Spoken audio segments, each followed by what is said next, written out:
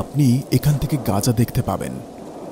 দেয়ালের ঠিক ওপারে 2 মিলিয়নেরও বেশি মানুষ আছে, যেন এক মুক্ত জেলখানায় বন্দী। এবং মিশর সীমানার কাছে এই সমুদ্র সৈকত থেকে গাজার দৃশ্য দেখা যায়। মাত্র 10 কিলোমিটার দূরে, কিন্তু দখলদার বাহিনী দ্বারা গাজা এই সাগর থেকে অবরুদ্ধ। মাতৃভূমি নাকি মৃত্যু? আরবদের ডিহিউম্যানাইজ করার নিয়ে তোমার নিজের পক্ষে কি বা বলার আছে? বন্ধ করো মিথ্যেবাদী, এই যুদ্ধাপরাধ থামাও।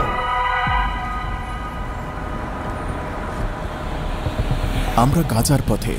গাজা অ্যাটাকের 10তম দিনে আমরা কায়রোতে এসে পৌঁছেছি এবং কায়রো এয়ারপোর্টে নেমে আমরা সোজা চলে গেলাম রাফা ক্রসিংয়ে, যেখানে পুরো পৃথিবীর সব চোখ তাকিয়ে আছে গাজা স্ট্রিপে, যাতে কিছু মানবিক এইড পৌঁছাতে পারে। আমরা এখন উত্তর সিনাইতে আল আরিশ নামক শহর থেকে প্রায় 1 ঘন্টা দূরে, এবং ওখান থেকে মাত্র 35 কিলোমিটার দূরে বর্ডার অবস্থিত। এখানে সব রেস্টুরেন্টের উপর ফিলিস্তিনের নাম লেখা। আমরা এখানে অনেকগুলো চেকপয়েন্ট ক্রস করেছি, প্রায় 5টিরও বেশি। এখানে পৃথিবীর সবচেয়ে বেশি চেকপয়েন্ট আছে। গাজা স্ট্রিপে যাচ্ছি, যেখানে ইসরায়েলি সেনারা ইলেকট্রিসিটি, পানি, খাবার, গ্যাস, জ্বালানি এবং মেডিসিন সরবরাহ বন্ধ করে দিয়েছে। বোমা বর্ষণ করছে এবং এখনো বোমা ফেলছে। এখানে কয়েক হাজার টন বিভিন্ন রকম বিস্ফোরক আছে। এদের একত্রে পরিমাণ হিরোশিমার 2টি পারমাণবিক বোমার সমান। তারা বিল্ডিং, গাছপালা এবং মানুষ সব মুছে ফেলেছে। হাজার হাজার নারী শিশুকে হত্যা ও আহত করছে। ইতিহাসে ঘটে যাওয়া সবচেয়ে বর্বর দৃশ্য, যেখানে অনেক দেশের সাপোর্টও আছে। আমরা ইসরায়েলের পক্ষে। সভ্যতার নাটক এবং মানবাধিকারের প্রচার করে তারপর দেখা গেল তাদের ডিকশনারিতে আসলে মানুষ হলো মানুষের বেশে জানোয়ার। মানুষরূপী জানোয়ারের সাথে লড়ছি। বেঁচে থাকার চেয়ে বরং তাদের ধ্বংসই অনিবার্য। যুদ্ধের এই অপরাধ থামাও। 70 বছরের দখলদারিত্ব। এই দেয়ালের পেছনে 2 মিলিয়ন মানুষ আছে।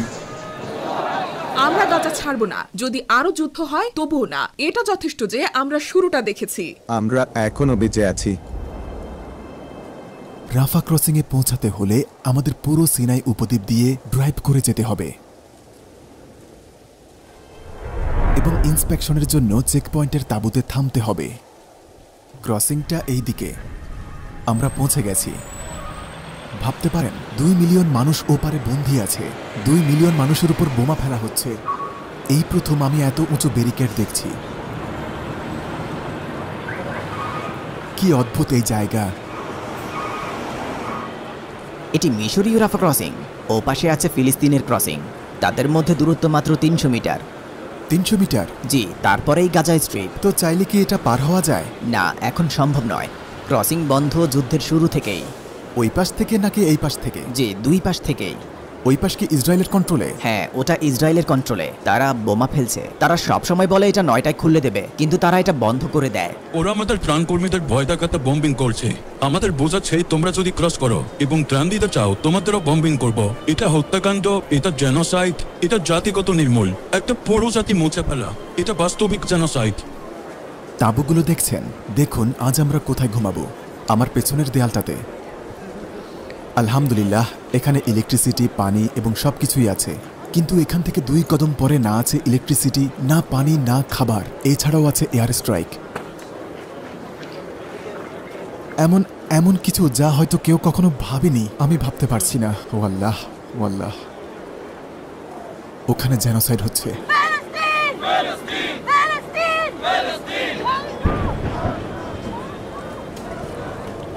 মনে হচ্ছে সারা রাত ধরে চলবে এই বোমার শব্দ।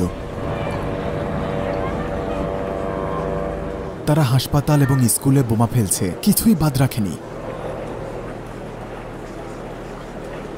14 দিনের অবরোধ। ভূমি, আকাশ এবং সাগর। প্রথম মেডিকেল এইড প্রবেশ করছে, কিন্তু তারা প্রবেশদ্বার খোলেনি। এখানে 150টিরও বেশি ট্রাক প্রবেশের অপেক্ষায় আছে, তবে মাত্র 2টি ট্রাক প্রবেশ করবে। তারা মাত্রই ক্রসিংয়ে বোমা ফেললো আমাদের সামনেই। তারা এটা করছে যাতে ট্রাক দুটি প্রবেশ না করে। তারা গেট বন্ধ করে দিয়েছে এবং তারা এটি আর খুলবে না।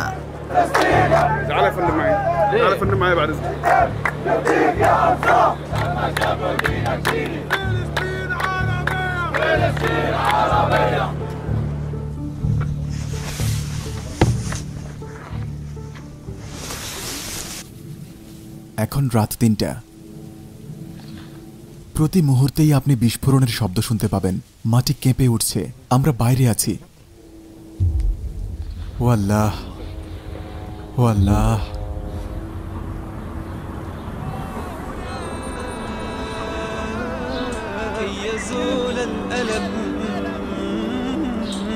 সৌদি আরব, জর্ডান, ইসরায়েল থেকে ইউরোপ,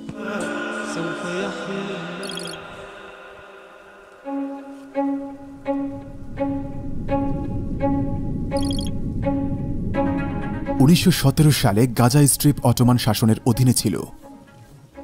অটোমানদের পতনের পর ব্রিটেনরা এই অঞ্চল দখল করে নেয়। 1917 সালে সম্রাট অ্যালেনবি এই পবিত্র ভূমি জয় করার পর ব্রিটেনের বেলফোর ঘোষণা অনুযায়ী ইহুদিদের ফিলিস্তিনে ভূমি দেওয়া হবে এবং ব্রিটিশ ম্যান্ডেটের অধীনে 1948 সাল পর্যন্ত ছিল।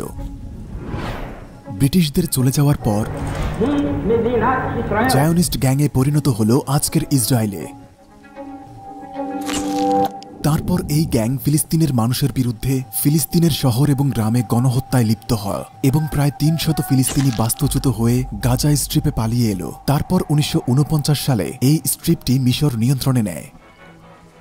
জায়নিস্ট দখলদার বাহিনী 1967 সালে গাজা দখল করে নেয়, সাথে সিনাই উপদ্বীপ, পশ্চিম তীর এবং গোলানো। এর পরিণতি হিসেবে 1987 সালে জায়নিস্টদের বিরুদ্ধে প্রথম ইন্তিফাদা হয় এবং একই সালে হামাস প্রতিষ্ঠিত হয়, ইসলামী প্রতিরোধ আন্দোলন। 1993 সালে ইসরায়েলি দখলদার বাহিনী ধীরে ধীরে গাজা স্ট্রিপ ছেড়ে দেয়। অসলো চুক্তির ভিত্তিতে তারা গাজা স্ট্রিপের কিছু অংশ ফিলিস্তিন সরকারের কাছে ফেরত দেয়, রাফা ক্রসিং এর অন্তর্ভুক্ত, এবং গাজার উপর থেকে দখলদারি উঠিয়ে নেওয়া হয় এবং 2005 সালে স্থানীয়দের প্রেসারে ইসরায়েলি বসতিগুলো উচ্ছেদ করা হয়। 2006 সালে ফিলিস্তিনে সর্বপ্রথম নির্বাচন অনুষ্ঠিত হয়। সেখানে হামাস বড় ব্যবধানে জিতে, ফলে ফিলিস্তিনের মূল রাজনৈতিক দল ফাতার সাথে হামাসের দ্বন্দ্ব শুরু হয়। 2007 সালে দ্বন্দ্বের ফলস্বরূপ মূল রাজনৈতিক দলটি গাজা থেকে বহিষ্কৃত হয় এবং হামাস সমস্ত গাজা ভূখণ্ড নিয়ন্ত্রণে নেয়। তখন থেকেই ইসরায়েল গাজা স্ট্রিপে সম্পূর্ণভাবে অবরোধ আরোপ করে, ভূমি, সাগর এবং আকাশ পথেও, এবং তারা 5 বারেরও বেশি গাজা স্ট্রিপে আক্রমণ করে। 2008, 2009, 2012, 2014, 2018, 2019 এবং 2021 সালে মিথ্যা অজুহাতে নারী এবং শিশুসহ 10,000-এরও বেশি সাধারণ মানুষকে হত্যা করে এবং আহত করে। গাজার মানুষের উপর অবরোধ তীব্র হল এবং সেই সাথে যত অমানবিক উপায় সম্ভব ভয়ানক অত্যাচার করা শুরু করল। আমাদের সাথে কেন এমন করছে? আমরা কি করেছি? আমি তো একটা বাচ্চা। মিশরীয় সরকার রাফা ক্রসিং এর গতিবিধি নিয়ন্ত্রণ করছে। রাফার মিশরীয় অংশে প্রবেশ এবং বের হওয়া, মিশরের ভূমিতে প্রবেশ করা অথবা বের হয়ে আসা বিভিন্ন সময় বিভিন্ন শর্তের উপর নির্ভর করে এবং পুরো পৃথিবী, জাতিসংঘ এবং আরব দেশগুলো বারবার ইসরায়েলকে বলছে গাজা থেকে অবরোধ তুলে নিতে এবং বলেছে আন্তর্জাতিকভাবে স্বীকৃত 2 রাষ্ট্রনীতি অনুসরণ করতে, এবং ইসরায়েলি সরকার কর্তৃক বারবার একই পথ অবলম্বনের পরিণতি সম্পর্কে অনবরত সতর্ক করে এসেছে। ইসরায়েলের বর্তমান সরকার হল সবচেয়ে চরমপন্থী ও বর্বর সরকার। তারপর এলো 7 অক্টোবর 2023।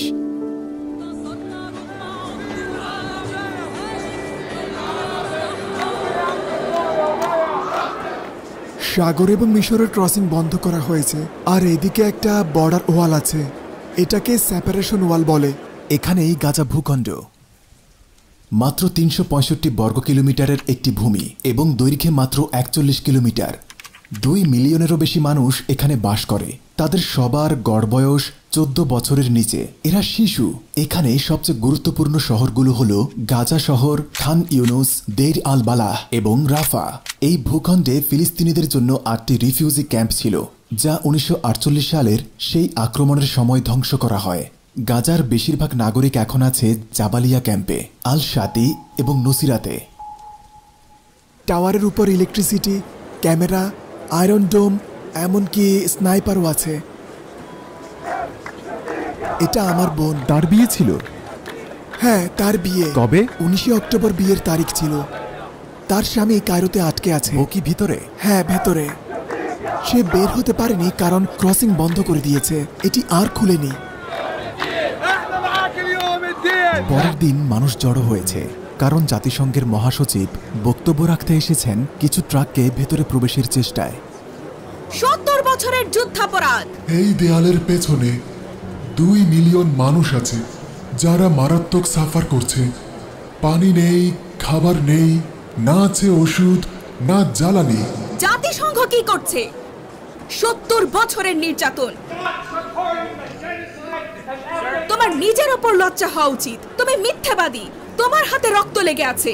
অবশ্যই তোমার নিজের ওপর লজ্জা হওয়া উচিত। এখন আমরা নির্যাতন হতে দেখছি, তোমার নীরব থাকার ফল দেখছি। তোমরা আরবকে ভুলভাবে প্রেজেন্ট করেছো, তোমরা আরবকে ডিহিউম্যানাইজ করেছো। তোমার নিজের পক্ষে কি বলার আছে? এই একই ব্যক্তি যে কিনা এই পরিস্থিতি দেখার পর বলেছিল হামাসের এই অ্যাটাক অনর্থক নয়। এটা বোঝা আসলেই জরুরি যে কোনো কারণ ছাড়া কিন্তু হামাস এই অ্যাটাকটি করেনি। তারা ক্রমাগত তাদের ভূমিকে ঔপনিবেশিক দ্বারা সহিংসভাবে দখল হতে দেখেছে। 1948 সালে ইয়াসিনের শাসনামলে ইহুদিরা প্রায় 200 আরব গ্রামে গণহত্যা চালায়, শিশুসহ। তাদের ইকোনমি ধ্বংস হয়েছে, তাদের মানুষ বাস্তুচ্যুত হয়েছে এবং তাদের বাড়ি উজাড় হয়েছে। একে বলা হয় নাকবা, যার আরবি অর্থ বিপর্যয়। রাফা ক্রসিং এর কাছেই একটি শহর আছে, নাম শেখ জুয়েদ। এই সাগর থেকে এখান থেকে আপনি গাজার অটল ভবনগুলো দেখতে পাবেন। এখান থেকে মাত্র কয়েক কদম, মাত্র 20 কিলোমিটার পরেই গাজা। আপনি এখান থেকে বিল্ডিং দেখবেন। গাজা এটা কেবল এই বছরই হচ্ছে এমন না, তারা অনেক বছর ধরে অবরুদ্ধ হয়ে আছে। আপনি ভাবতেই পারেন তারা এই সাগরটি ক্রস করতে পারে না। প্রায় 3 কিলোমিটার। সেখানকার স্বাস্থ্য ব্যবস্থা পুরোপুরি ভেঙে পড়েছে। অনেক ট্রাক বাইরে পার করে কয়েক সপ্তাহ ধরে অপেক্ষা করছে। যখন গাজার স্বাস্থ্য ব্যবস্থা ভেঙে পড়ল, তখন ইহুদি সেনারা মাত্র 20টি ট্রাক ঢুকতে দিল এবং গ্যাস আর ডিজেলের উপর দিল নিষেধাজ্ঞা। অথচ হাসপাতালে এসবের দরকার বেশি। এই মুহূর্তে আমরা যখন গাজা রেকর্ড করছি, একটু পরপর গাজায় বোমার শব্দ শুনছি। এই যে গাজায় এখন বোমা ফেলা হচ্ছে। এমনকি দিনে 100টা ট্রাক ও গাজায় যথেষ্ট নয়। কারো কারো হাত পা কেটে গিয়েছে। আমরা শুধু তাকে বডি ব্যাগই দিতে পারি, তার মা, বাবা এবং বোনের জন্য।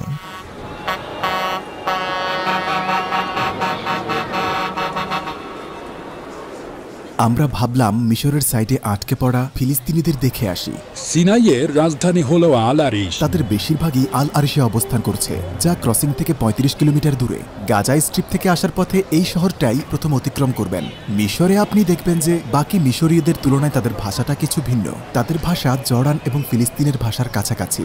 আমরা সিনাই বেদুইন। এখানে একটা বিষয় আছে যা সিনাইয়ের মানুষের রক্তে মিশে আছে। এমনকি সিনাইয়ের রান্না ফিলিস্তিনি রান্নার সাথে মিলে যায়।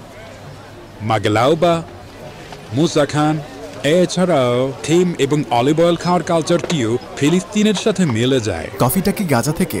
হ্যাঁ, সিনাইয়ের সব মানুষ এবং বাকি মিশরীয়রা গাজাকে সাপোর্ট করে। আল আরিশে স্বাগতম, আল আরিশে স্বাগতম, আল আরিশে স্বাগতম। এখানে একটা পুরো পরিবার আটকে আছে। আপনি গাজায় কোথায় থাকেন? আমি গাজার ইউনুসে থাকি। আপনার পরিবার কি এখানে থাকে? আমার পরিবার, আমার বাচ্চা এবং নাতিরা। আশা করি তারা ভালো আছে। আলহামদুলিল্লাহ। আজকে তারা আমাদের প্রতিবেশীদের উপর বোমা ফেলেছে, আমাদের থেকে মাত্র 50 মিটার দূরে। তারা যদি গির্জা এবং মসজিদে বোমা ফেলে, এমনকি বেকারিতেও বোমা ফেলে, তাহলে একজন পাউরুটি কিনতে গেল আর দেখলো যে বেকারি গায়েব। কোন নিরাপদ জায়গায় যাব? আমরা বাসাটি ভাড়া নিয়েছি এবং আমরা আল আরিশে আছি। গাজার কোথায় ছিলেন? জেতুনে থাকতাম। এটি গাজার ঠিক মাঝখানে। ওখানেও ক্ষতি হয়েছে? একদম বিলীন। কোনো দেশ আপনাদের গ্রহণ করেনি? না, আমরা মিশর থেকে বের হতে পারি না। কিন্তু ইউক্রেনবাসী কেন যুদ্ধের সময় অন্য দেশে আশ্রয় নিতে পেরেছে? বিদেশিদের জন্য সবগুলো দেশ খোলা, কিন্তু ফিলিস্তিনরা অবরুদ্ধ। গাজা মাত্র 40 কিলোমিটার প্রশস্ত। ওখানে আপনার কোনো আত্মীয় আছে? আমার পুরো পরিবার, আমার সন্তানরা। আপনারা তাদের খোঁজ নেন? হ্যাঁ, প্রতিদিন। আমার ছেলেরা সব ওখানে।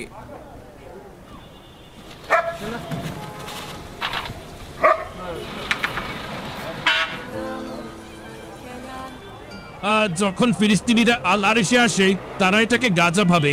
একজন ফিলিস্তিনি নিজেকে নিরাপদ ভাবে যখন সে আল আরিশে থাকে অথবা গাজায় থাকে। আমাদের চাচা একসাথে আছি, আমাদের মাঝে কোনো দেয়াল নেই। আমরা বাড়ি যেতে চাই, কিন্তু রাস্তা বন্ধ। ওখানে তো বোমা ফেলছে, আপনি কি করে যাবেন? আমি তাদের সাথে থাকতে চাই এবং একসাথে মরতে চাই। এখানে থেকে শুধু মানসিক কষ্ট পাচ্ছি। আমরা জানি না তারা আদৌ বেঁচে আছে কিনা, তারা খেতে পারছে কিনা বা পানি আছে কিনা, আমরা কিছুই জানি না। আমি ক্রসিং হওয়ার অপেক্ষায় আছি, যাতে গিয়ে আমার সন্তান এবং নাতিদের দেখতে পাই। আমি তাদের কোথায় নিয়ে যাব আর কোথায় ঠিকানা খুঁজবো? যদি 1 ঘন্টার জন্য খোলা হয়, এই মুহূর্তে গাজায় যাব। আমি কি আমার বাড়ি ছেড়ে তাঁবুতে থাকবো নাকি বাড়ি ফিরবো? আমি তাঁবুতে থাকার চেয়ে নিজের বাড়িতে মরবো। এটি উচ্ছেদ পরিকল্পনা। ফিলিস্তিনিদের আর কোনো উপায় নেই, দখলদারি থামানো ছাড়া আর কোনো উপায় নেই। আমরা গাজা ছাড়তে পারবো না, তারা বরং সব ধ্বংস করে ফেলুক। Their patience. Collective punishment means the people of Gaza now are punished. But you know that there are a lot of refugees, a lot of innocent civilians, men, women and children in that refugee camp as well, right? My name is Mu'taz. This is Wissam. আমি চাই গাজার সব শিশু শান্তিতে থাকুক এবং Jerusalem মুক্ত হোক এবং গাজা জিতে যাক। এটাই চাই। যদি আল্লাহ চান যে